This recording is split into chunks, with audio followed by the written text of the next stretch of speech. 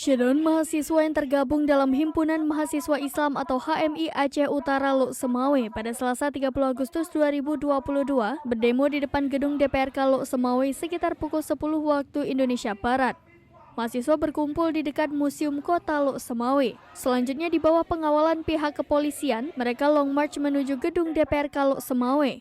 Mereka mengusung sejumlah poster dan juga spanduk.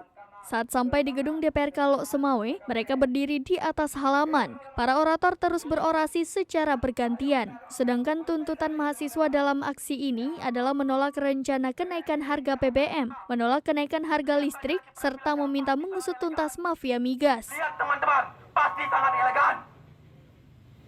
Kembali saya tegaskan, jangan ada yang bergerak dari sini sebelum Ketua DPRK Kota Semawe mengeluarkan. Tidak lama setelah mereka berorasi, Wakil Ketua DPRK Lok Semawe T. Sofianus beserta seluruh anggota DPRK Lok Semawe lainnya menjumpai pendemo. Selanjutnya, para mahasiswa pun menyerahkan petisi kepada Wakil Ketua DPRK Lok Semawe T. Sofianus. Di hadapan para mahasiswa, T. Sofianus menyatakan secara kelembagaan pihaknya menolak rencana kenaikan harga BBM. Di samping itu, T. Sofianus juga memastikan kalau petisi para mahasiswa secara utuh akan dikirimkan kepada jajaran pemerintahan yang lebih tinggi baik di tingkat provinsi ataupun pemerintah pusat. Dari Lok Semawe, Saiful Bahri, Serambi On TV.